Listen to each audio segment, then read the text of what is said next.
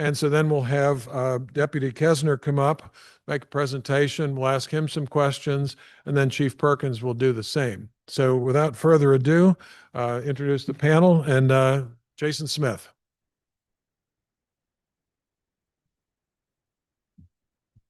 Well, good evening, everyone. Thank you for having us out tonight. I usually like to walk and talk, so I'm going to try to be restricted here and behave. I do have a tendency that I like to run a little long, so I'll try to be mindful of everyone's time tonight.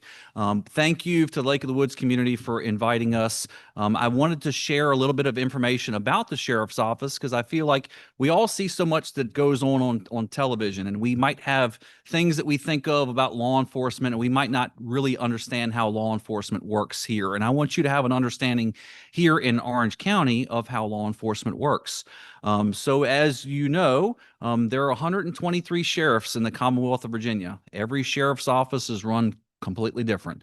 Some sheriffs are responsible for law enforcement. Some are responsible for courts and civil process. Some are responsible for jails. We have a little bit of gamut of all of that. So from our standpoint, I like to say that we are a full service sheriff's office. We are responsible for investigating crimes, responsible for the courthouse and civil process. We have animal control. We conduct investigations. We have school resource officers. The only function as the sheriff that I'm not responsible for, although I do sit on the jail board, is I don't have the responsibility of a jail. We have a central regional jail here in the county that I do sit on the board for. Sheriff's deputies are a little bit different than police officers. Police departments are essentially run, there's a police chief that is voted on or put in position by a town council or a city council. That chief works for that council, and they have police officers. Their typical authority is enforcing criminal laws. A sheriff, as you know, is an elected official. I work for you. I work for the people. So every 4 years, you decide whether or not I'm living up to my end of the bargain here, and you want to continue with this process. I work for the people. When the deputies work for me, they are at-will employees, meaning I don't have to have any reason whatsoever. If I have a deputy that needs to be removed from office, I have that authority to do that. So we're a little bit different from police officers in that respect. Police officers have their own Bill of Rights. They have typical unions and such. But again, it's a little bit different for being a deputy sheriff. Here in Orange County, as you know, we have 343 square miles with a population of about 38,000 people that live here in the community. You guys are essentially on the more populated end of the county. In this particular 15-ish square miles of the county, we have a third of the population of Orange County down here, about 12,000 people. So you guys have a lot going on here. My agency, I have 59 sworn deputy sheriff positions. Up until the last year or so, I had 19 positions in our patrol division. Those folks are out here 24/7, 365, handling any types of calls for service that come out. They're serving criminal arrest warrants and enforcing traffic laws. I have an investigations division made up of 6 investigators. They're handling your major crimes like your murders, robberies, rapes, financial crimes. They get a lot of sex offense cases, frauds, and things of that nature. I have 8 deputies in my court services division. 6 of them are primarily at the courthouse, making sure that the normal day-to-day operations are running smoothly and that the patrons, judges, witnesses, everybody is protected. 2 of those members in that division are out here serving civil process papers every day. We serve about 10,000 civil papers in a year's time, typically between those 2 deputies. I have 11 school resource officers. We have 10 schools here in the county, so I have a deputy essentially for all of the schools now. For as long as I could remember, we had 3 school resource officers covering all 10 schools. So we're very fortunate at Orange that we have SROs. Every locality is a little bit unique in the Commonwealth. As far as animal control sometimes falls under the county where they don't have any enforcement or arrest authority. They work for the county. And then there are localities in the Commonwealth where animal control falls under the sheriff's office, as it does here. My animal control, they are deputy sheriffs. They go through the law enforcement basic and training just like all the rest of us. They go through additional 3 weeks of schooling to become animal control officers. I myself am a certified animal control officer as well.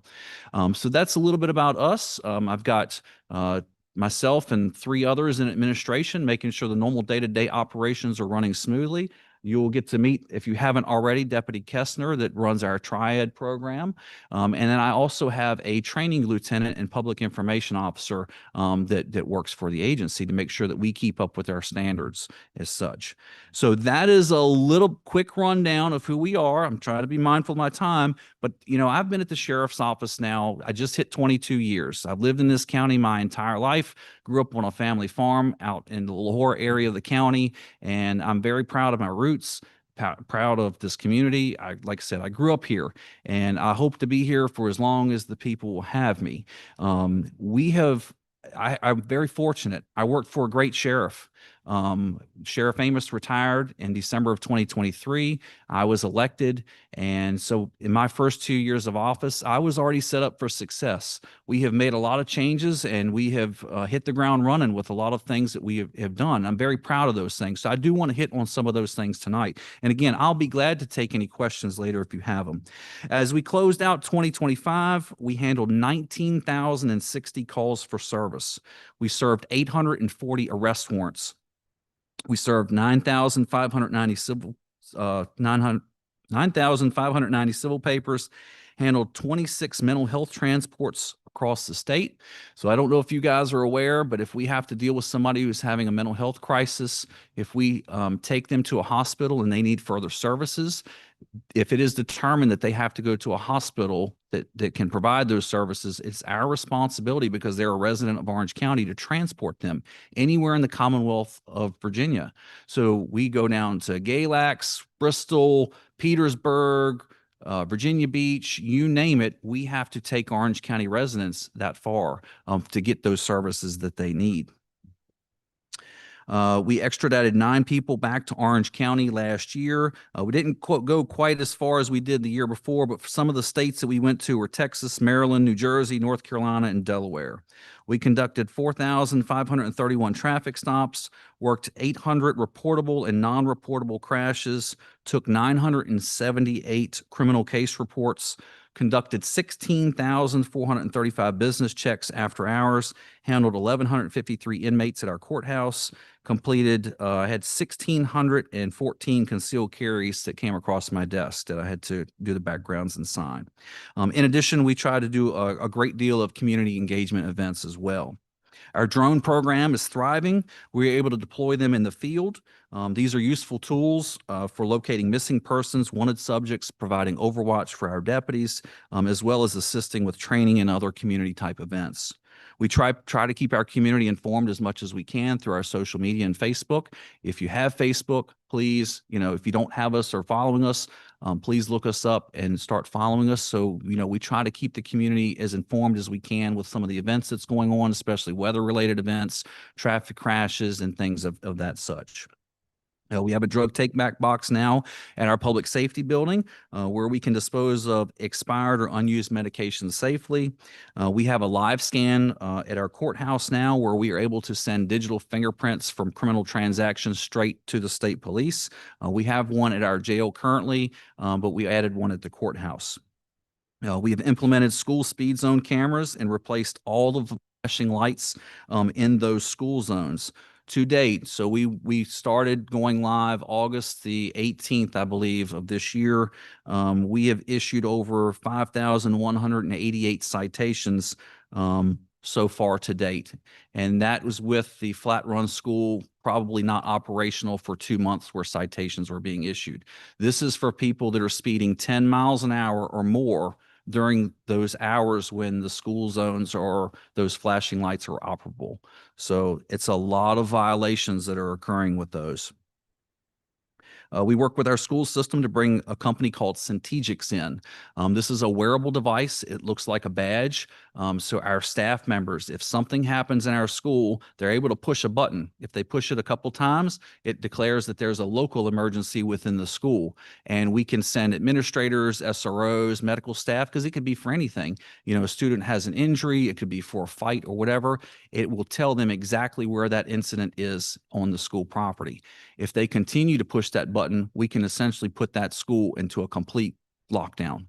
So if there is in the event that there is an active shooter or something major that is happening on campus, it indicates, it notifies everybody, it takes over essentially all the technology in the school. It takes over the TVs.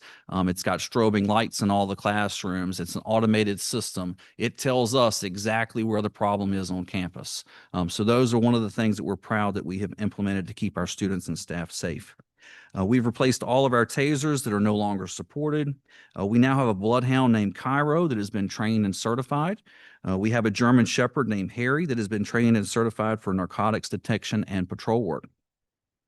We have individual first aid kits for every car in the agency. So heaven forbid something happens to one of my deputies. Everybody has a kit in their car that can hopefully handle major bleeds and such.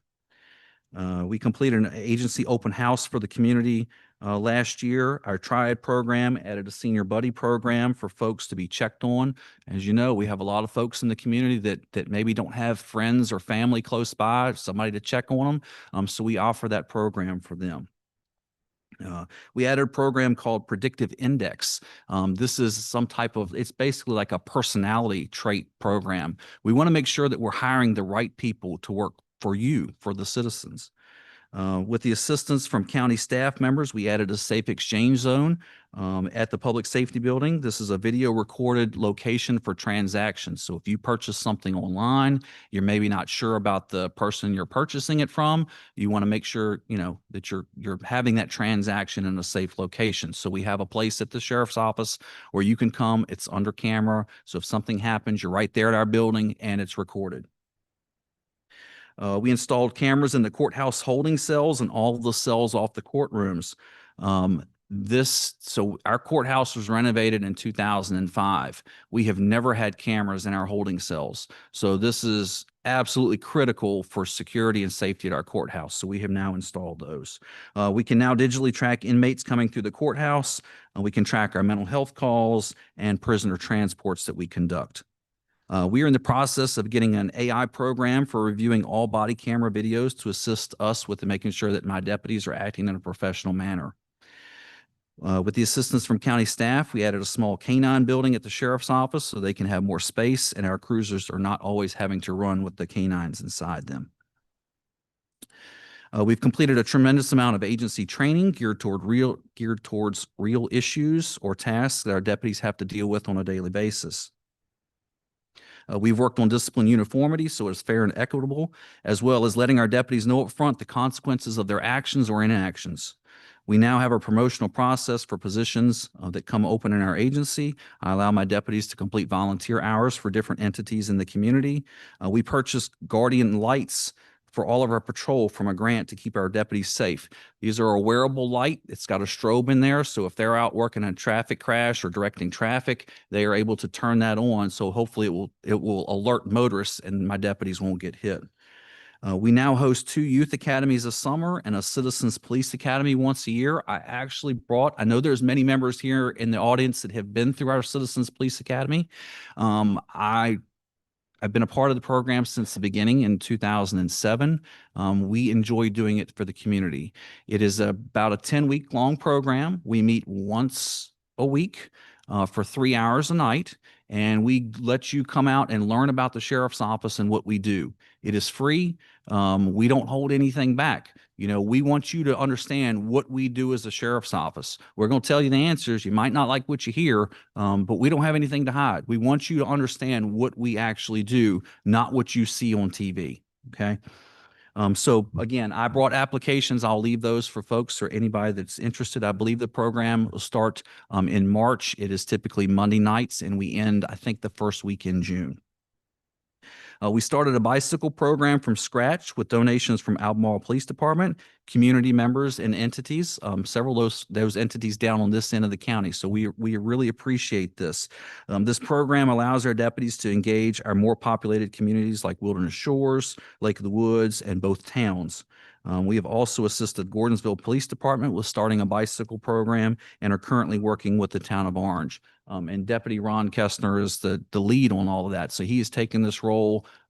Basically built this program from scratch. So he's definitely my go-to on that. We are very proud to have a soft interview room at the sheriff's office. You guys all see interview rooms on shows and things. They're a little intimidating, you know. It's just padded walls and a table and chairs. We have a soft interview room for child victims of crimes. You know, it's the last thing you want to do. It's to re-traumatize them. They've already had a horrible experience. And so we have now created a soft interview room through our victim witness program and grants to where we can conduct those child interviews. We worked with the Board of Supervisors and county to add 4 overhire patrol deputy positions. As I said, prior to last year, we had 19 positions in patrol. We now have 23. These deputies are out 24/7, 365, handling tons of calls for service. Think about how big this county is, and when you break that down for 24/7 coverage, that's about anywhere from 3 to 5 deputies out at a time to cover the whole county. It's not a lot, okay? 1 DUI. If we stop a vehicle from beginning to end on a DUI investigation and taking them to the jail and processing them, that's assuming they don't have to go to the hospital, you're looking at over 3 hours that you've taken that deputy off the street. We investigate a lot of deaths that occur in the community. Those death cases, once we go there, we can't leave. You know, you're looking at 3 to 4 hours per pop. So when you think about how big the county is, with the population size, you know, that our guys, it's a lot of calls and cases that we're working. We've helped, I'm sorry, we are currently working on a complete agency policy overhaul. And so those are some of the things we've done. These are also some things that we are very proud of. The following are grants our agency applied for and received in the past 2 years. We received a DMV grant in 2024 for $18,000. We received that grant. We also got 2 LiDARs for speed enforcement. Those are handheld speed enforcement devices. In 2025, we got another DMV grant for $18,000 plus 2 radars. So this allows deputies outside of their normal shift to come out and force traffic violations and people speeding, drunk driving, you know, breaking the law. So that helps pay for that extra coverage. We received a $85,000 Faro grant. This is a device that will allow us to do 3D imaging of crime scenes. You know, I like to think that we are a small sheriff's office compared to some of the ones out here in the Commonwealth of Virginia, but I'm very proud of the technology that we have. This is a device that essentially sits on a transit, and it will take 3D imaging of whatever that location, whether it's a crime scene, you know, accident reconstruction scene, something like that. We have that capability now. We received a grant for $51,000 for our entire agency to have Team Wendy 10-year ballistic helmets for all of our people. As I said, we got a Guardian Light grant for our patrol deputies to have those wearable lights. We received a grant for $43,000 for our taser replacements. Received a grant for $25,000 to replace one of our drones. We recently received a grant for $41,760 for a Forenscope latent camera. This camera will literally take photographs of unprocessed fingerprints. So imagine you touching something. I don't have to throw fingerprint powder or dust on it. You can take a picture of that and be able to use that as evidence. A couple weeks ago, some of my deputies and investigators were doing some training. Again, some of the technology we have is absolutely phenomenal. We have a camera that is more so for body fluids. This thing is so good that you can literally take, like if your drink container, we can take a photograph of that and we can see your DNA on that device. One of my folks has a cover-up tattoo. We took a photograph of that. You can actually see the original tattoo from where it was covered up. So the technology, you know, when I started in 2004, we were running around to payphones in the county, and that's how we would communicate. We were doing handwritten reports. We have the technology now. With my phone, I can be anywhere in the world and I can talk to my people on the radio system. I can see through an app all the people that are working, where they are on a map, and the calls for service. Our partner agencies like Fire and Rescue, you know, we're able to see them, to communicate with them. Orange County's in a good place with emergency services. So I'm very proud of that. And then lastly, I know I've probably gone over my time. Lastly, I'm very proud to say that, you know, back when I ran for election, accreditation was a big topic that came up. I'm not opposed to accreditation. I just knew accreditation is tough. It's tough to get. And I knew that priority coming in day one, maybe even a new sheriff, I had a lot to do and a lot to learn. And so it has taken almost 2 years, but December 1st, I signed on for accreditation. So that gives us 3 years to get it completed. And it allows us to show the community that we are following best practices of other sheriff's offices and chiefs and police departments here in the Commonwealth of Virginia. So we're very happy. We're in a public safety building. We moved in October of 2001. We've got nice equipment. You know, things are going, knock on wood, they're going good. And I'm very proud of my people. Like we had a staff meeting the other night, and I told my people, I'm like, this isn't me. This is the work that you all are doing. You know, yeah, I'm the one standing up here talking, but I'm not the one that's out there doing some of the phenomenal work. I have some of the most talented people. You know, it is so impressive to see when we have a major crime scene, all of the people that come together, the knowledge that they have, the expertise, and to see these people in action, it is absolutely impressive. But it's not me, it's them. So that's a little bit about me. I'll be glad to answer any questions you have. And I think I've probably gone over my time a little bit, but Take a seat over there. Sure. Maybe take Okay. a load off your feet. Thank you, Sheriff. Few questions. How would you describe the relationship between the Orange County Sheriff's Office and Lowe's Security? How do you interact with each other? Yeah. Should I come back? Oh, you're good. Can y'all hear me? Yeah. All right. So for as long as I can remember, now you got to keep in mind, I've been off of the road for several years. But our road, like, we have a good relationship with Lake of the Woods Security. These folks are your front line. As I said, my patrol folks, I got 23 people to cover 24/7. This is a big county, a lot of calls, a lot of cases that happen. You know, security, we rely on them. The relationship that we have has to be good because we want to provide you the best services that we can. There has to be an understanding, and I think we do a pretty good job of it, that people need to understand, like, if something criminal happens, if there is a crime that occurs, the sheriff's office would be investigating it. The security folks, they're going to arrive on scene. If you call 911, you know, that is going to come into our dispatch center. They're going to take that call for service, figure out what's going on and who it needs to be dispatched to. If it's something Lake of the Woods can handle or get there soon before we do, then they're able to get there and maybe de-escalate the situation before we come and essentially take over the case. So you also have to remember, because you're a gated community, in your association and your rules that you have, there are things, many things that Lake of the Woods Security and their conservators can enforce in your area that we can't, right? I operate off of state laws and local ordinances. I don't essentially enforce your association rules and regulations. So hopefully that will answer that question. Thanks. I meant to mention this before we got into questions. Even though we are not the LOA board, we are a committee appointed by them. And so we'll follow the same rules that they do for questions and discussion. I don't have the spiel, but basically we're going to keep it civil. There won't be any personal attacks. And as moderator, I reserve the right to filter questions. So Thank you, Dave. Yeah. Should I be worried? Sheriff, would you give us a quick update on 911 operations? Okay, I will try my best. Whoever wrote the question, if you need me to clarify something else, I'll be glad to. So when we moved into our new building, we consolidated. It's the sheriff's office, our administration for fire and rescue, our county IT, and our 911 center. We are all in our public safety building together. Those folks have really good equipment. We have good dispatchers that are out there working 24/7. They have a nice center, and they're able to communicate better because of all of our new radio systems with all of the entities that's involved.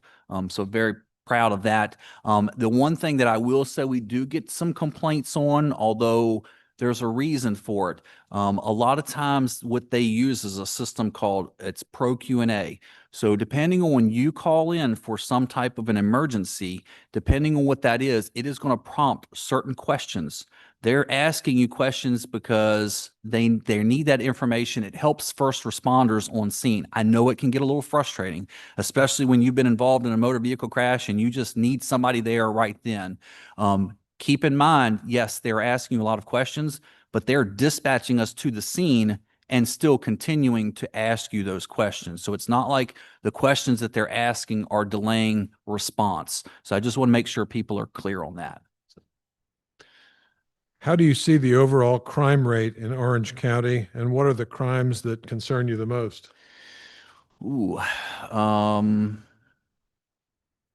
that's a good question. I was not prepared to look at statistics. I would like to think in Orange County, especially we were talking earlier about the crimes in Lake of the Woods specifically. We work some domestic violence cases. I know there's some vandalisms in here. But one of the bigger things we've seen in the past couple years has been fraud and scam type cases. We are getting so many of these things where people are sending thousands upon thousands of dollars out to scammers. So it takes us quite a bit of time to work on and investigate those cases. You know, all that digital evidence, it's a lot.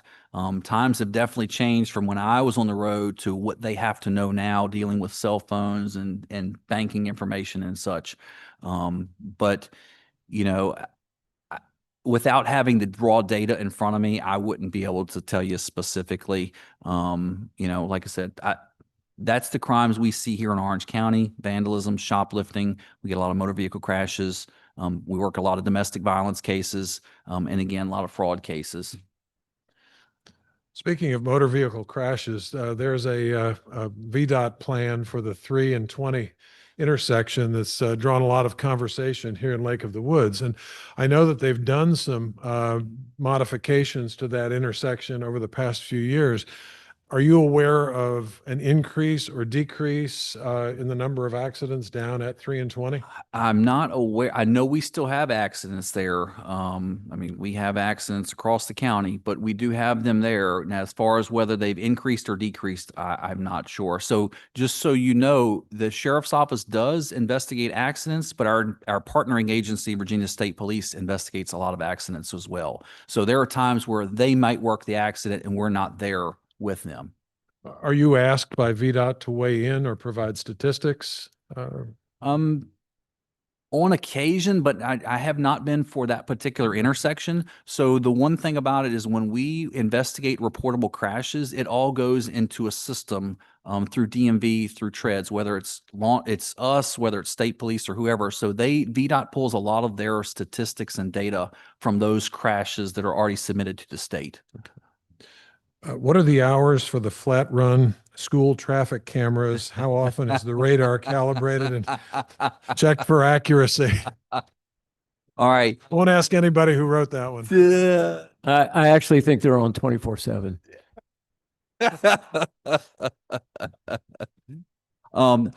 So I don't know the specific time off the top of my head. However, we did add signage if you're leaving the school parking lots for that. So the flashing lights have been there since the building was built in, I want to say 2011.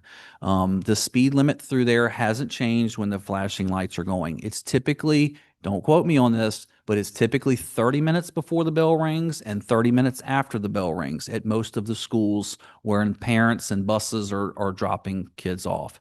The normal speed limit when it's not that time through that section on Flat Run is 40 miles an hour, right? When those lights are flashing, it is 25 miles an hour.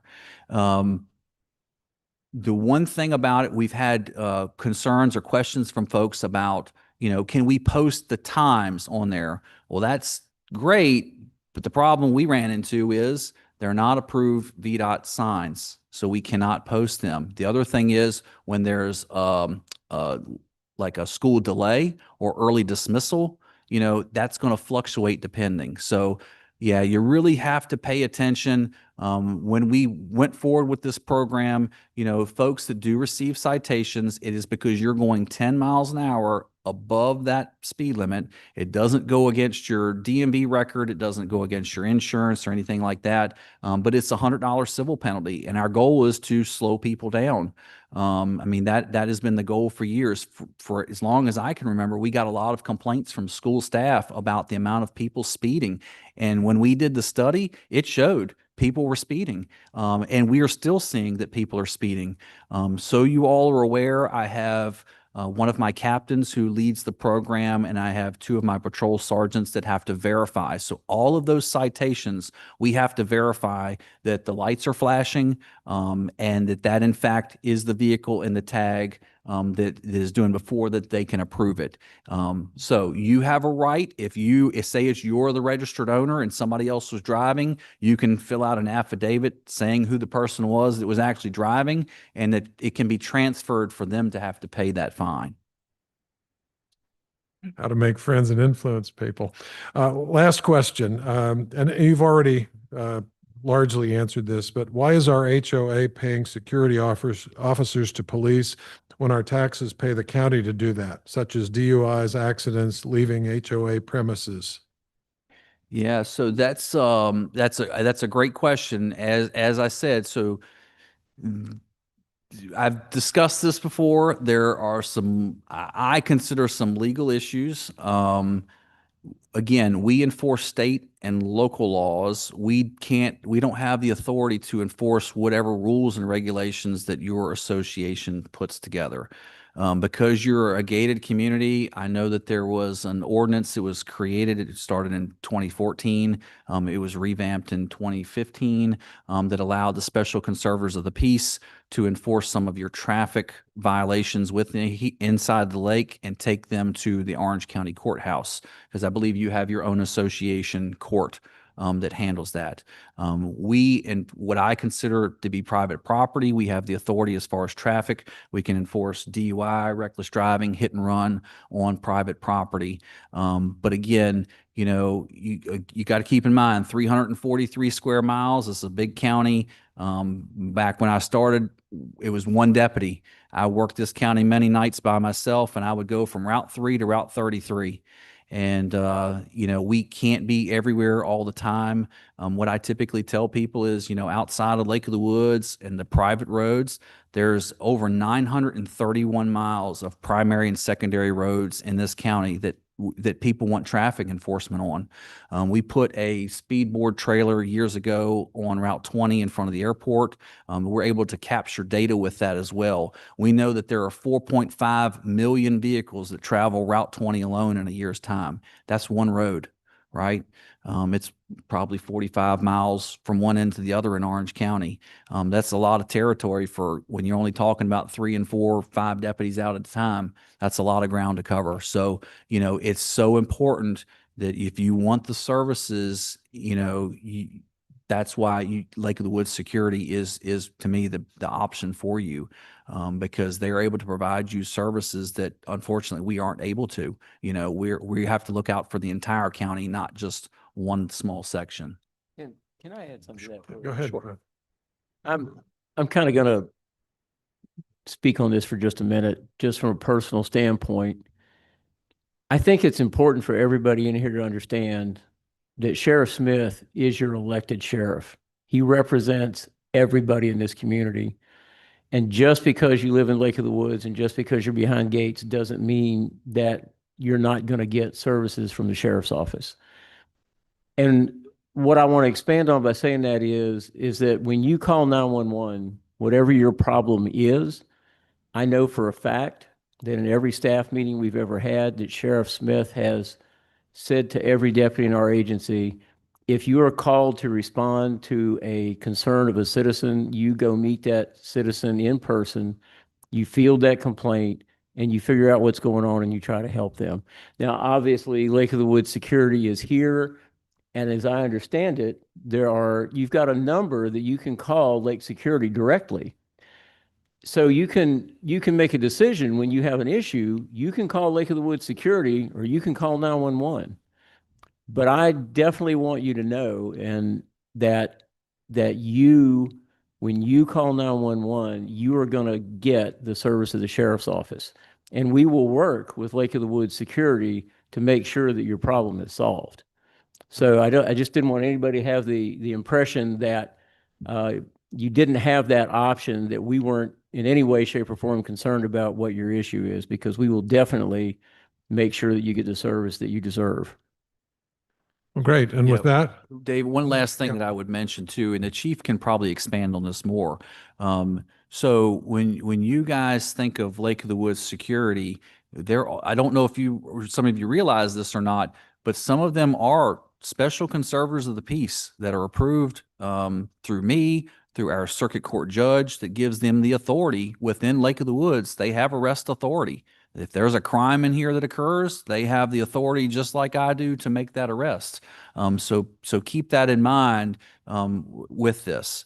So they're a valuable asset to our agency and a resource, and we're proud of the relationship that we have. We try to have a great relationship with all of our partnering agencies here in the community. So, well, and to be clear, it's the association's decision to hire security at all. It's not Orange County's decision. So the Lake Association has decided to engage security and pay them. And so it's our decision, not Orange County's. With that, turn it over to Deputy Kessner.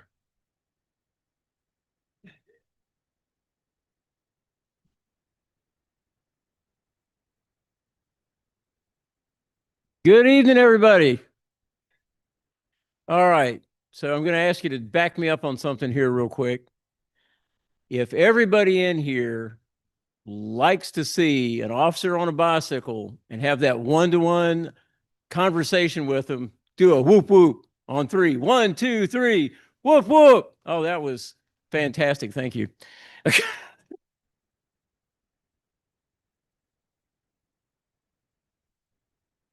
Don't you wish? I'm gonna pull this thing out and walk around a little bit.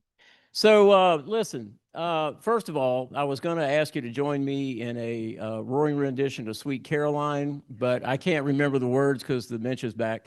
One of the things that I tend to do when I talk to an audience is I kind of look around. You should always try to figure out, who you're talking to. And I'm looking around and I'm seeing that there's a lot of people in here tonight that are a little up in age. So before I get too far into this, I want to make sure you can understand what I'm saying. So I've got a question. I got a question. Thank you. I have a question for you before I start. It's going to test your cognitive ability. Why does a seagull fly over the sea? Well, we got one person in here that has cognitive awareness. Did you hear that answer? Well, if they flew over the bay, they'd be called bagels. All right, look, I'm going to see, what time's this over? 9? Okay. So what I want to do is I want to try to parse this out into 2 areas. And if I don't get to the second area, that's okay. But I wanted to give you, first of all, a brief overview of what the Triad program was. And the Triad program was a program that was born in the mid-1980s in Louisiana. A sheriff in Louisiana had experienced a lot of his seniors becoming victims of crimes. He kind of got together with his staff and he came up with the idea that if he could put together some resources that he might be able to make his seniors less victimized.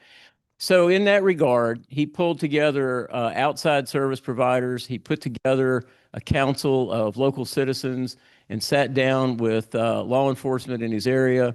And they started to listen to the citizens, find out what their problems were, and then try to find a way to make them safer. And because it brought those three pieces of together, it was called Triad.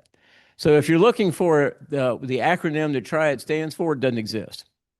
But it does stand for the ability to bring these three service areas together: law enforcement, senior service providers, and citizens of the county together to solve problems. And that's just what we try to do. Now, our triad here, because this idea took off so well, it went national. And over a period of the next few years, law enforcement agencies from across the United States start to adopt this. And in the case of the state of Virginia, the Attorney General's office in the late 1990s, early 2000s decided to adopt this concept and push it out to law enforcement. And then in 2003, who was the sheriff here? So C.G. Feldman, the sheriff here at the time, felt that the Triad program was strong enough or was important enough that rather than just leave it to the whim of citizens in the county to try to put it together, he decided to hire someone to become a coordinator and run it from the law enforcement side. Fast forward in 2019, Sheriff Amos hired me and to be the Triad coordinator. I was the first Triad coordinator to have law enforcement experience. And I think that that brought us way ahead, leaps and bounds. And luckily enough, Sheriff Smith has been kind enough to keep me. So, yeah, thank you very much. Anyhow, that's an overview of the program. And I wanted to do a quick demo of some of the programs we provide. Three of the biggest programs that we provide are the Project Lifesaver program, the Emergency Pendant program, and now with Diana's help as part of being the chair of her and Don Kay being the chair of that committee, the Senior Buddy program. I'm going to give you a brief demonstration of how the Project Lifesaver program works and what it is. So if you have a loved one that suffers from dementia, Alzheimer's, autism, traumatic brain injury, or any other cognitive issue that might cause them to wander from a safe place or from a caregiver, then Project Lifesaver is something that you might want to consider. Project Lifesaver is a radio transmitter that can be worn on the ankle or the wrist of the affected person. And we put that transmitter number in a database. This transmitter can be tracked on the ground up to 2 miles. It can be tracked mobily as well, up to 3 miles. And if necessary, we can get into the air and we can track this anywhere from 5 to 7 miles. So I'm going to give you a brief demonstration of how it works. And hang on just a minute, just to show you how we would find somebody. Maybe. Don't fall out.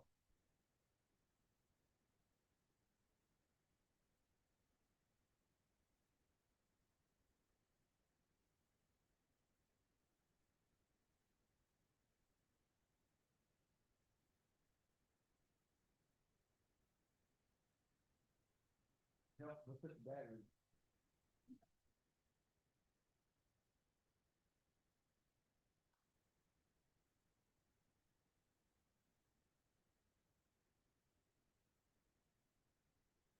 Reason why I got here early, apparently I've got to do that.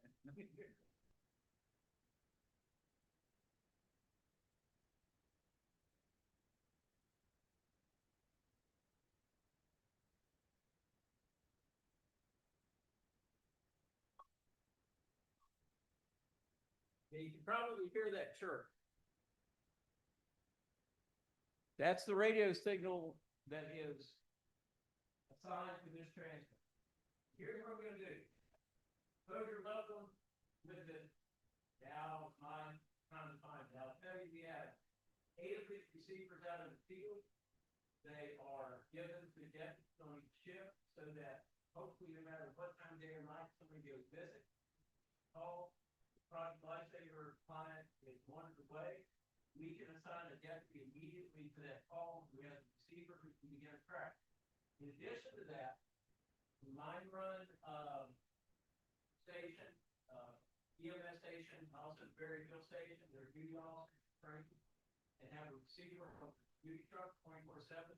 They are co-dispatched to us. So hopefully, in the first world, you have at least 2 units responding to a lost person immediately to practice training.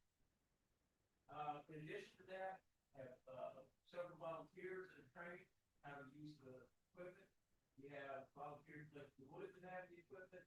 We have volunteers out of Orange that have the equipment. Volunteers farm. What I'm going to do is I'm going to give this transmitter to one of you, and you're going to go get lost. Right? How would you do this? I'm going to turn my back for a few minutes. Don't do anything. Okay. But I'm going to ask you to pass that transfer to someone in here. You can always turn in, you put it in your pocket, put it around your neck, whatever. Don't hide it in the room. But and I'm going to come and find you. That's how accurate this is for you. Okay, go ahead. Yeah, you're ready.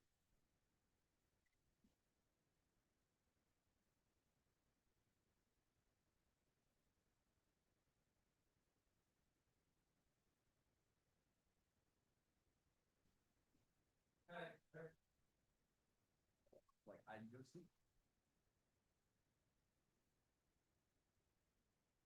Now, show you that how it can be directional. No, I'm pretty sure the transfer is in this direction right now. But I turn this user away, figure out. There we go.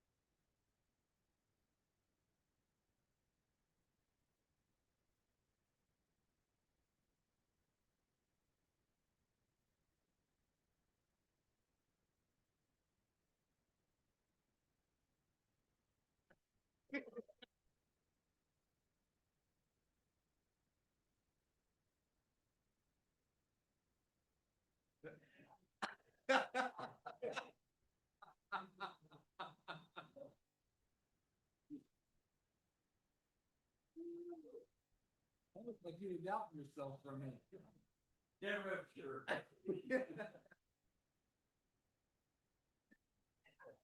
So rest assured, loved one is wearing that transmitter. When we get the call, we have people that are trained, go out and find them. Now, interestingly enough, the reason why that particular demonstration is so important is because a person who has become lost, tired, and has wandered around for a while, generally we can find someone with a transmitter within 20 to 30 minutes.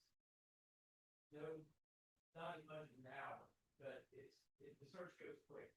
We're able to take a normal search.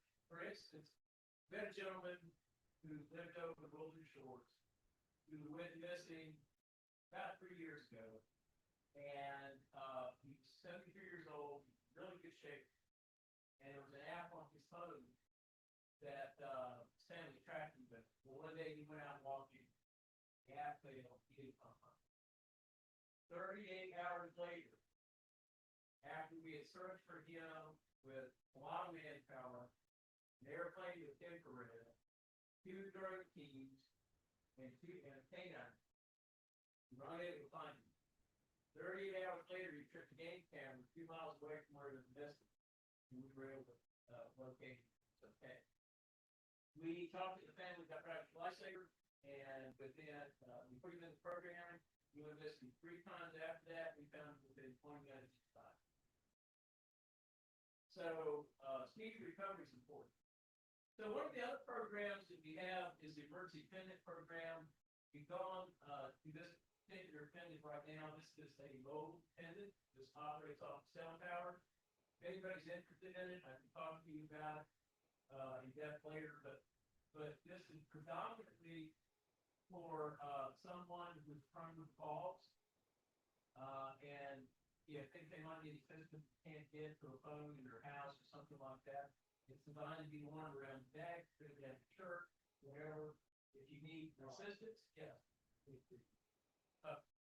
Oh.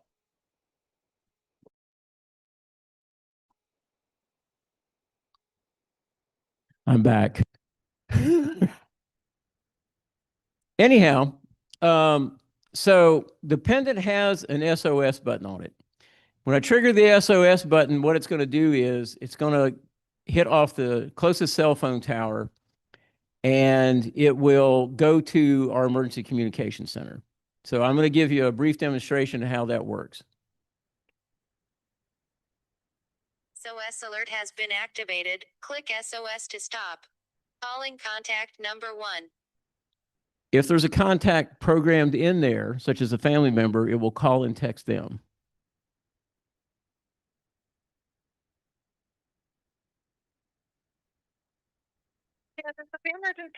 Hey, this is 89, and I'm doing an emergency pendant test at the Lake of the Woods Clubhouse.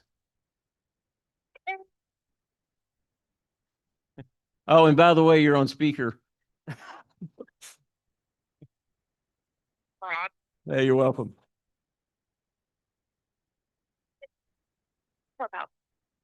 Thank you. Bye. No, I know. I realized that after. I don't know about you, but I'm at the clubhouse. Now, in addition to being able to activate the SOS button, the other feature that's packed into here is fall detection. And I'll give you a quick tutorial of how that works.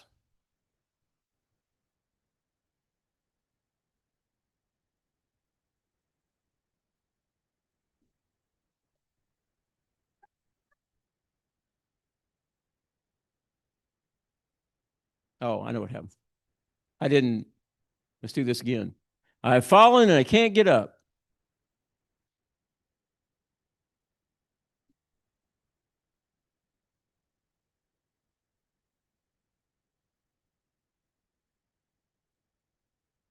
Has been canceled. So that works. It works really well, believe it or not.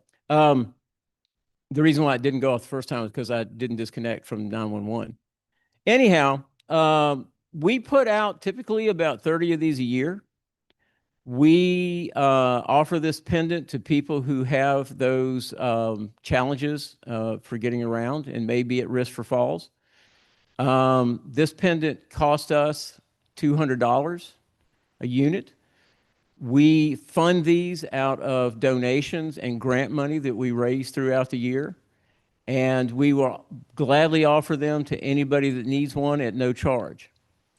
There is a, we ask if you can afford to give us a donation back. If you want one of these, then we ask that you do that, but if not, that's fine. Our main goal is that if you have a problem, we want to try to help you solve it. And if one of those problems is that you might be challenged in mobility and you might be at risk for falls, we would much rather have you have this than not.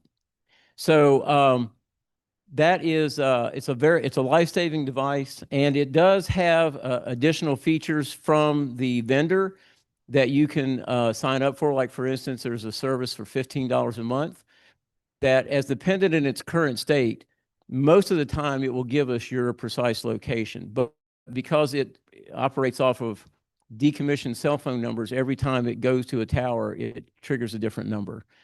So primarily what we tell people is, in its current state when we issue it to you, you need to be able to talk and tell the 911 operator where you are. But if you want to sign up for the $15 a month service, it gives you GPS location, and they can also put names and telephone numbers of people you would want notified that you've had a fall before it calls 911. So if that was your neighbor or a family member or something like that, you could do that. But I'll be happy to talk to anybody about that later. The Senior Buddy Program. Senior Buddy Program is designed to, Diana, help me out here with this so I get the wording right. But the Senior Buddy Program is primarily designed for those people living alone that don't have a lot of contact with family or friends close by. And if you know someone, or if someone is interested in that program, you can call me and I can help set that up for you, and we'll get the committee involved.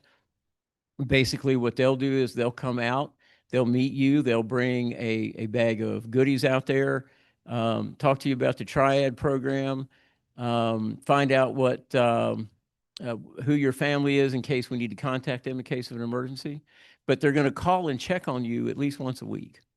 So you'll be assigned someone that will call and check on you to make sure that you're okay. Now, I know Lake of the Woods does a lot of that through LowLink. So this is not to supersede LowLink or do anything like that, but this is a county-wide program. It's for anybody in the county that might feel like they need that extra set of eyes on them in case something happens. So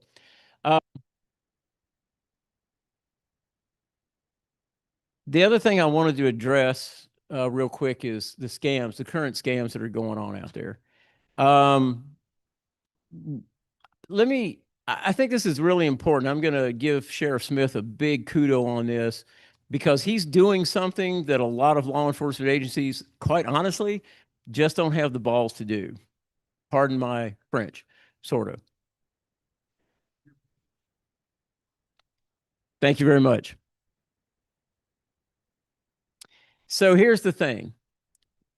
Most law enforcement agencies, when you call and try to report a predatory scam, are going to tell you that they don't have the manpower or resources to handle that call. They're going to tell you that because these are primarily foreign predators, that we don't have the reach to prosecute them. And they're going to tell you to call the FBI, or to go on the internet and go to IC3.gov, which is the FBI scam reporting organization. But basically what you're going to get is, I'm sorry, I can't help you. Now, when it comes to normal fraud type stuff, where you're dealing with someone who might have written a bad check, or used your credit card, a family member or a friend or something like that you didn't get authorization to, those law enforcement agencies are going to step up and go, yeah, we'll take that all day. And you know why? Because that's an easy solve. If you have used his credit card, I'm going to get you. I'm going to get you.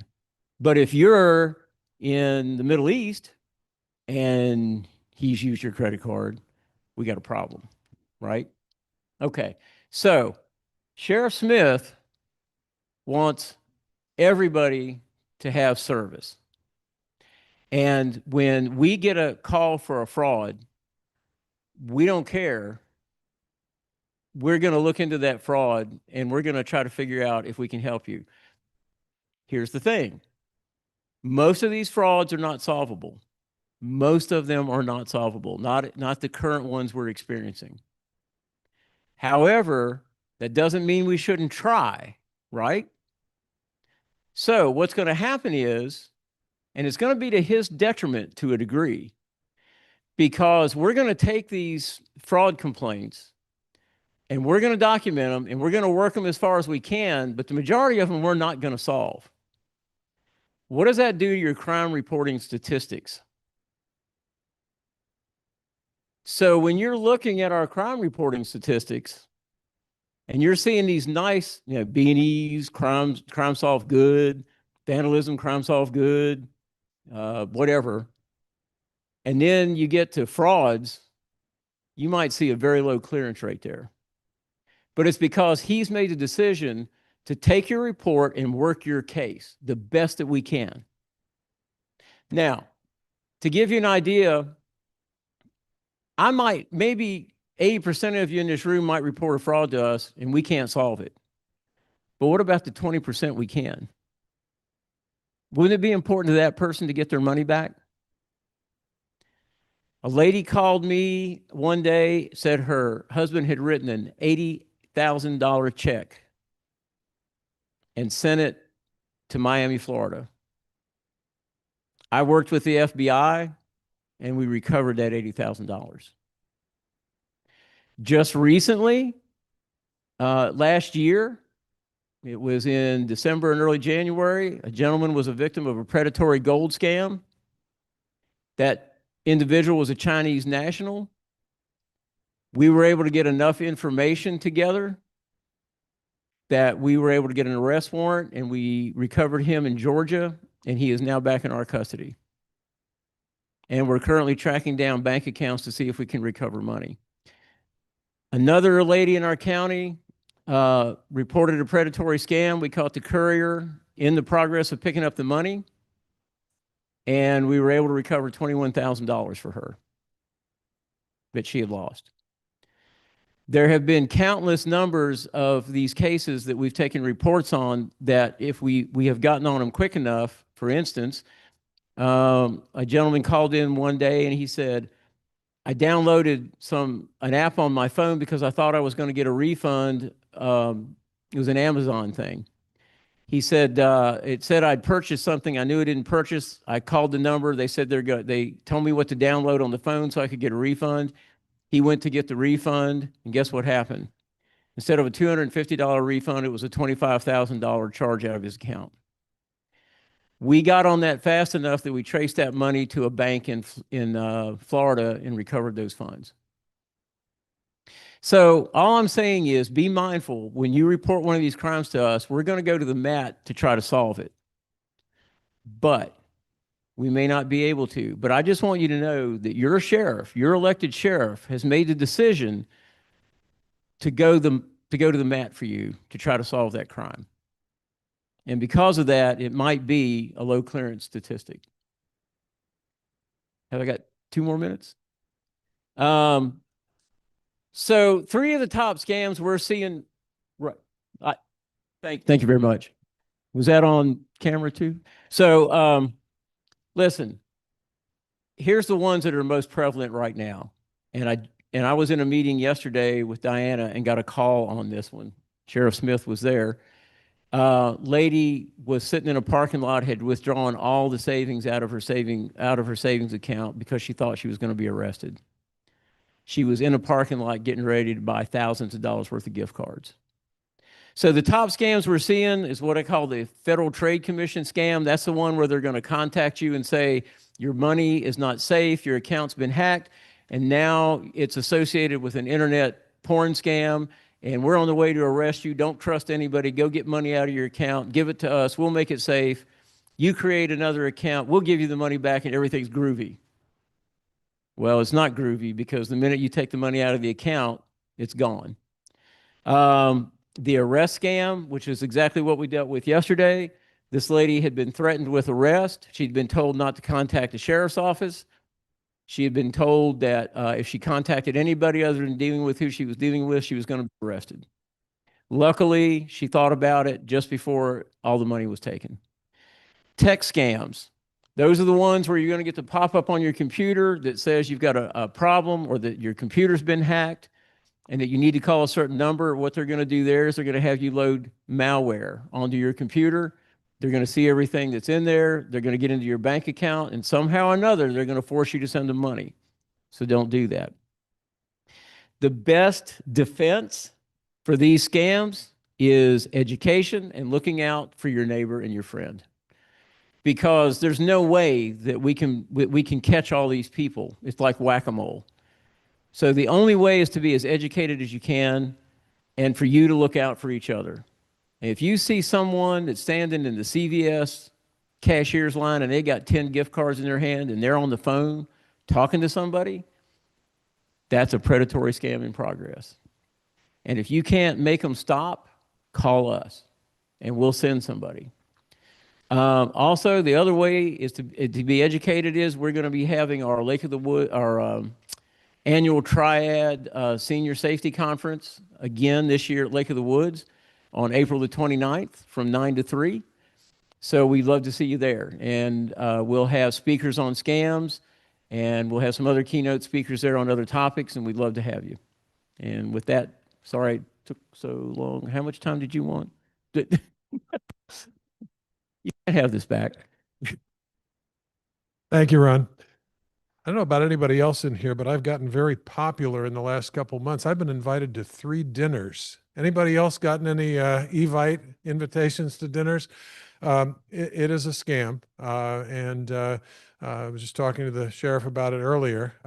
Got one, my wife got one today, and there's no date or time on it, but they say if you click here, we'll provide the date and the time. So I emailed the person who invited me to 2 different dinners, never got a response. And I thought somebody's picked that off. So I texted her and said, I'm delighted to come to your dinner, to your house for dinner twice. She said, yeah, they got my email list and we're emailing people. So if you get one of those, either call or text the person to get details, and chances are it's a scam.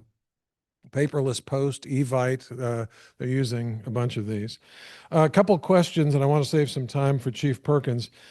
What is Smart 911, and is it used in Orange County? Smart 911 is used in Orange County. Smart 911 is a national program that's rolled out through a private vendor throughout the United States.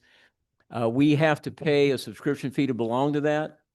And Smart 911 is like, if you're familiar with the File of Life that we give out to people, it's like File of Life digitally on the computer.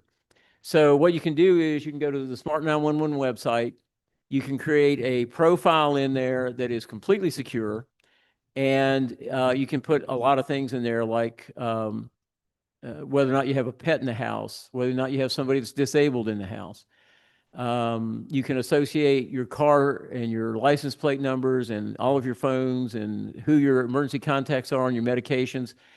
If something happens and you're a part of this profile and the member agency, which we are, you call 911, all of that information is going to pop on the screen. The dispatcher can immediately see it. So while they're dispatching emergency services to you, they can turn around and start calling an emergency contact. They can also advise emergency services of what your medications might be and your medical issues. And say, for instance, it was a fire, or let's just say you passed out in the house, maybe your pendant activated, and now you can't really talk for yourself. We're coming to help you. So if you're laying on the floor and we go up and try to get in the door and all of a sudden we hear a big dog barking, we don't know if that's a friendly dog or not. We're not going to enter. We're going to have to call an animal control officer possibly before we can safely enter that home. But if we had your Smart 911 profile, we would know that that dog was friendly. We would know that we could enter, we could know what the dog's name is, and we could go ahead and try to assist you. So it's something that is, I would encourage everybody to be a part of. And then if you're in another part of the United States where Smart 911 is active, same thing. So. Great. Thanks, Chief Perkins. That was it.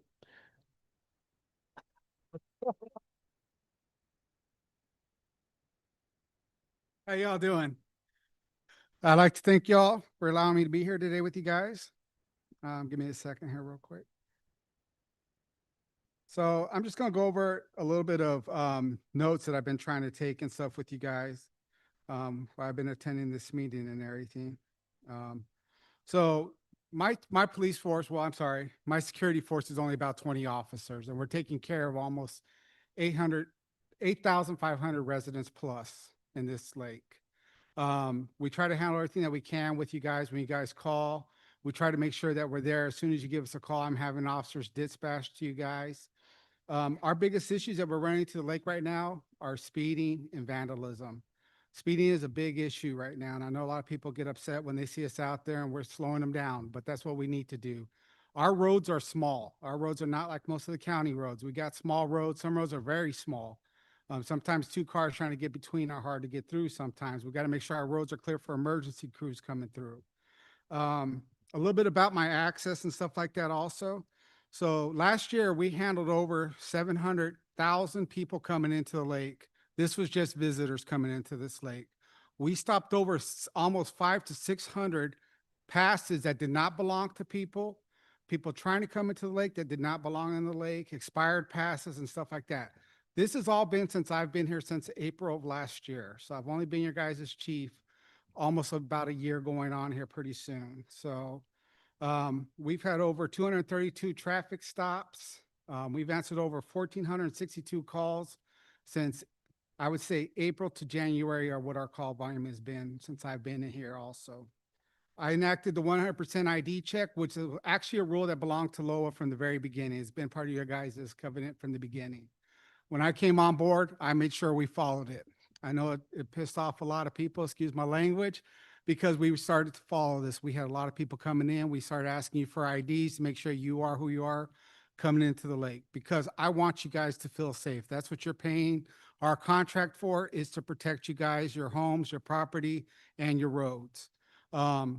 Jason Smith has been very great with us, allowing us to do what we need to do. I only have a few scope officers that do work here. I am working on trying to make pretty much most of my team scope officers, so we have a lot more. I have a lot of armed officers at the time right now too, which we are working on trying to become scope officers. Scope officers actually can do a lot more traffic stops and stuff like that, which we are trying to do. And understand that we don't send everything to Orange. We do a lot of traffic stops and we bring them to the lower courts where you guys will pay a fine. We're not trying to be out there and bullying anybody thinking, we're going to send you to Orange and you're going to pay all the court fines and all this stuff also. We're doing what we can to slow down people, because we have people walking the roads all the time. We have children out there sometimes too. We have a big issue right now with e-bikes. Children on e-bikes acting up on the roads and stuff like that. That is a hard issue for us to handle right now, because it is something still new for a lot of communities to deal with. And it's been a couple times we've gone to the courts. We've lost a couple of court cases trying to go to the courts on these things also right now. And it is kind of hard when you get a lot of these foreign e-bikes, because they don't have the labels that they should be having them. So it's hard for us to tell what classification an e-bike is sometimes also. So that is a big thing that we are dealing with right now too.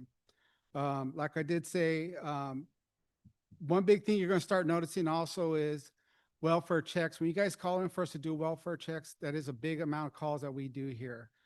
Kind of just like with 911, we're going to start making sure that we ask a lot more questions before we go out on these welfare checks, because there are times we go to do a welfare check on somebody and that person didn't even understand why somebody was there at their home, why they're checking on them. We had that recently. They're like, why is my neighbor calling for me? Well, your neighbor hasn't seen you. They were concerned. So we come out to do the checks. We get a lot of calls. We have no issues going out to check on anybody. We want to make sure everybody's safe, especially during bad weather. That was one of my big things during the last board meeting. I pushed out to everybody. If you have a concern about a neighbor, check on them. If they're not answering you, give us a call. We'll come out and check to make sure they're okay also. I did have an officer get injured just recently doing a welfare check. So understand when we go out on these calls too, sometimes it's dangerous for us to be out on these roads sometimes too. We had to slow down patrols a little bit because the roads were very slick with a lot of ice and stuff. The storm that did hit us was a very big storm that actually, a lot of us were not expecting how much frozen the temperatures were and how much everything kept freezing over. Right now too, you're seeing a lot of vehicles parked on the main roads. We go out and check those vehicles to make sure that EMS, fire department, emergency crews can get through. So sometimes you will see a vehicle parked on the road. Normally we would make people move these vehicles, but right now a lot of people still have driveways that are frozen. They get into the driveway, they're going to get stuck. They're going to slide into another vehicle, into their homes. So we've been a little bit lenient on that. The temperature's starting to warm up a little bit now, so we are going to start to enforce that a lot more also. That's one of the big things that I like to go over a lot too, is, especially with access and stuff like that. We're about to be coming up into our busy season here pretty soon. So we're just starting to get prepared for that, bringing on more officers, more access, people coming in. I know a lot of people ask about that second gate. Why is that second gate never open? Well, it's not open all the time because when they first built the thing, the contract wasn't built for that. But we are working on that. We are trying to bring in more officers. When we have special events, I bring in more officers to try to help cover that second gate for you guys to make sure we can start trying to do a lot of things. I can also sit there and say too, the GM's got a lot of good ideas coming up that we're going to start trying to implement this year coming up, especially before 4th of July and stuff like that also. So, I mean, you will see a lot of changes coming on. I am working on trying to bring in a dispatch system for us to have in our vehicles now also. So that way, when we get calls, we can have our calls put into queues to let officers know where we need to go next. And so sometimes it's a call coming through while we're on another call, and it takes us a little bit longer to get to that call. But if I have a free officer, we can send an officer out there a lot quicker and stuff like that also. And I thank you guys also for allowing me to be your guys' chief of security also. I've enjoyed my time working with you guys here. I, look for years of working with you guys and stuff like that, keeping you guys safe. And like I says, my office is always open to you guys. Whenever there's a complaint, as soon as I get a complaint, I'm responding to you guys, even if it's from the board or anything like that, because I do want you guys to understand I am very open about my job and my team and the relationship we have with Orange also. These are great people. Like they do say, when we go to these calls, we are going to be the first ones there for you guys. We are going to try to help de-escalate any sort of situation that may be happening as much as we can before the sheriff's deputies do show up. Sometimes we don't need them to show up because we've already taken care of the situation. We've cleared the scene. It could just be a minor little dispute real quick. But I do want to thank all of you guys for everything and the time that you guys have given me here too also, all right? Thank you.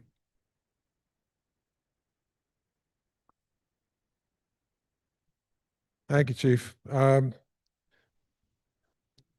a few questions for you. They took it easy on Kessner, so I think they loaded up for you.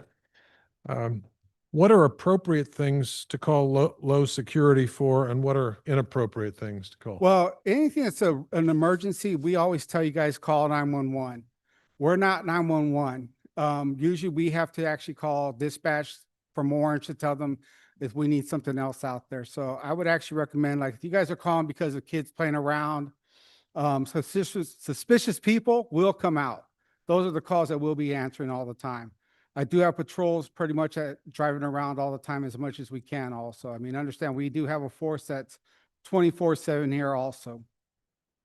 Couple questions on the front gate. One is, why don't you accept passports at the front gate?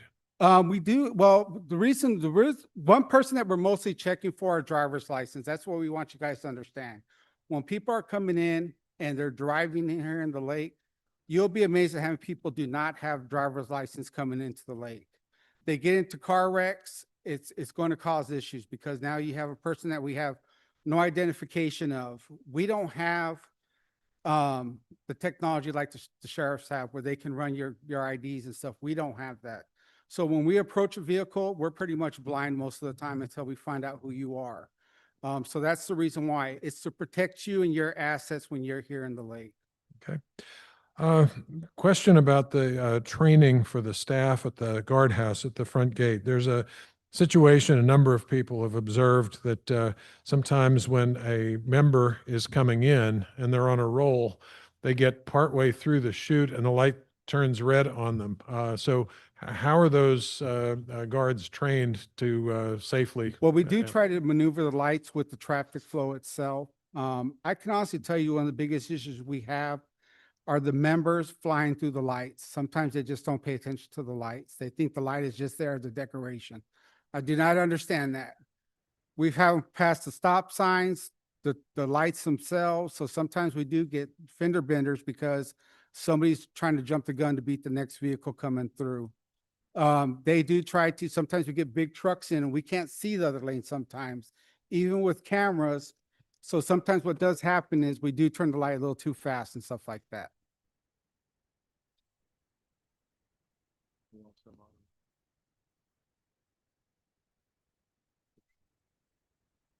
But they do. We do have cameras and we do try to monitor traffic as they're coming through. But like I do say, sometimes I've been there during this where that's actually happened to me, where I've been coming through the light and they've switched it kind of quick. I go in and I do tell them we got to make sure we're watching that because a lot of times, like I do say, a lot of members do fly past the lights and we try to stop that from happening so there's no wrecks and stuff there at the lights. Has legal counsel for LOA and Allied Universal reviewed the lighting configuration of LOA security vehicles for compliance with Virginia code, specifically 46.2-102223, so forth? I do not know that. Honestly, I could not tell you that. We do run red lights because that's what the law does allow us to run, are the red lights and stuff like that on our vehicles. I'll send that one to you in Send- case you want to check Yes, it. sir. Our public restrooms seem to be regular targets of vandalism. What is security or the association doing about that? So we were talking about this during our last safety meeting that we had. The issue is a lot of the times that these bathrooms are getting vandalized is when the teenagers are home from school, on the weekends and stuff like that. We have a certain time when we open and lock the restrooms and stuff like that. So a lot of times it can be right before we get ready to lock the bathrooms. They're out there. We can't stop people from hanging around in the parks. We can't do any of that stuff. So a lot of times it's usually the teenagers that are out there playing around. They think it's a joke. They think it's funny to go out there and, let me shove a bunch of toilet into the toilet paper and clog it up and flush it.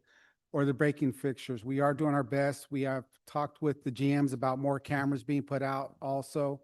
We do actually even put trail cams out if we have to. If we start noticing a big issue, we do put trail cams out to see if we can try to catch the individuals themselves too, because it is kind of hard. Sometimes, you get a lot of people and then we do get calls, but usually it's the calls after the fact. So when we do show up, it's after the fact and there's nobody there no more. And that's a big issue that we do have. And we do know that a lot of this lake is not fenced in completely. So we have people coming from, Flat Run that come across the fences over there sometimes and stuff like that. People coming through the front gates alongside the ponds and stuff like that. These are teenagers coming in to meet their friends and then they all want to go do stuff and get in trouble. But that is a talk that we've been having because it costs a lot of money to always completely repairing stuff in the bathrooms themselves and the time we spend having to close these bathrooms down because that's what they're there for. They're there for you guys to be able to use them when you need them.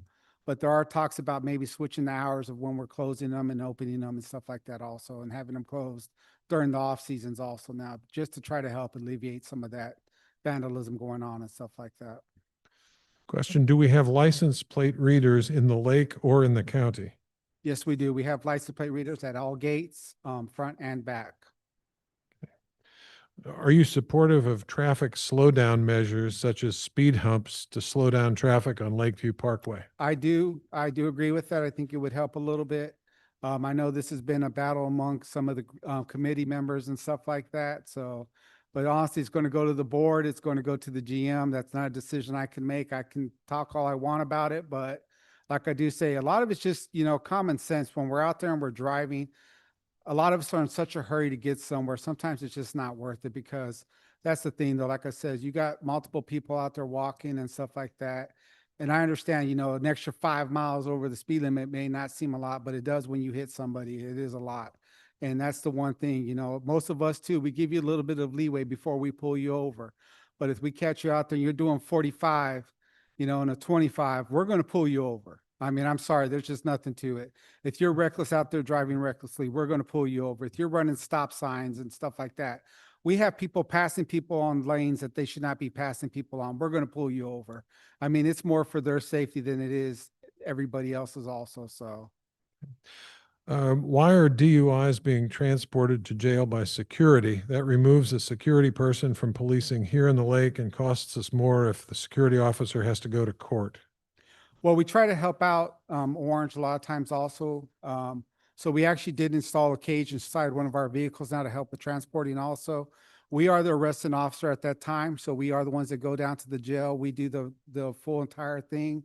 The deputies will be the ones that usually serve the warrant on the person so that we can continue on with this. But we do the transportation because we are the arresting officer. We go before the magistrate, we file the charges, we do all that stuff.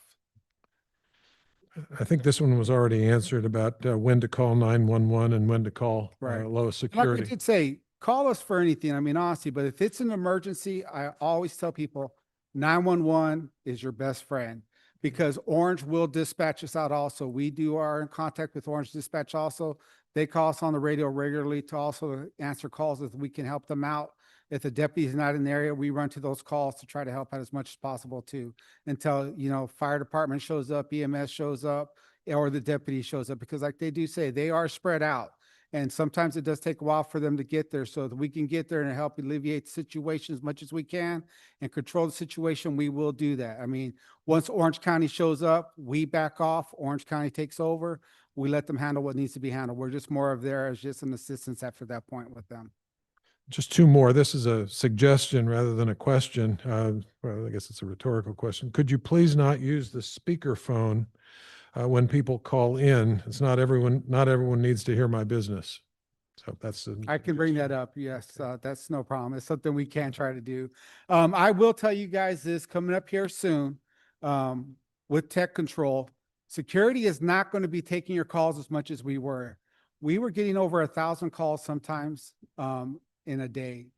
And that is a lot of time we spend on that phone. That's why a lot of times people get upset because they feel like, well, nobody's over here working the window. Well, I have one person working in that office who's taking care of your guys at the coming into the gates, answering phones and dispatching at the same time. So sometimes that officer can get busy. So, you know, what's going to end up happening is we are starting to push you guys more to using Tech Control. You paid for this program, a lot of money for this program, and we want you guys to start using it because you can send your guests QR codes and stuff like that, which is easier when they come in. We're scanning the code and we're getting them in a lot faster. At night when the gates close, you can send pins to them. They can use a pin pad to punch in. A lot of times they have to call our officer. Our officer will let them in, but we have to still verify who they are before we let them in at night. So we are trying to get you guys to use Tech Control a lot more because that's what it's there for. It's a lot of money you guys are spending on that program that's not being used at its potential yet. And we're trying to get you guys used to using that potential and to cut down on the calls to security because a lot of times, you know, we get people calling in as their guest is right there at the window. Well, it takes a little bit from you putting it in to the computer to get into us. So we're having to turn your guest around a lot of times. And a lot of people get upset because they feel like we're just there trying to stop their guests from coming in. We're not. We're trying to make sure the right person is coming in. We're done. We could be here all night. Is it true that a road with a yellow line, the speed limit is 25? If there's no yellow line, it's 15? Is that? No, actually, the speed limits here are pretty much set. You'll see your signs. There's only certain roads here in the lake that are 15 miles per hour. I think we only have 3 roads that are 15 miles per hour. So, you know, that's the big major thing on that. I'm going to end with a bang here. Do you feel it's appropriate for country club community security officers to wear tactical vests and drop-down thigh holsters? What operational need justifies that level of appearance in a residential setting? Does AUS corporate formally approve of these uniform configurations, or has LOA gone rogue? No, we actually, so our uniforms, everything that's issued to them is issued by AUS, all the gear that they carry. AUS is very big on you do not carry nothing that does not belong to AUS. So if they carry a thigh rig, it's just something that's much easier for them to use. That's what it is. That person's going to depend on their equipment to save their lives. I want my officers to feel comfortable with what they have. That's what they train with. When we go shoot, we go train. They train with what they're wearing. So they are not to sit there to look intimidating. Nothing like that. It's just to protect their lives and what they feel comfortable with, what they need to use and stuff like that. On that note, I want to thank our 3 panelists for participating tonight. Let's give them a round of applause, please. And as is our tradition, if you are able, please help carry some chairs and put them on the racks in the back. Otherwise, we are adjourned. Thank you.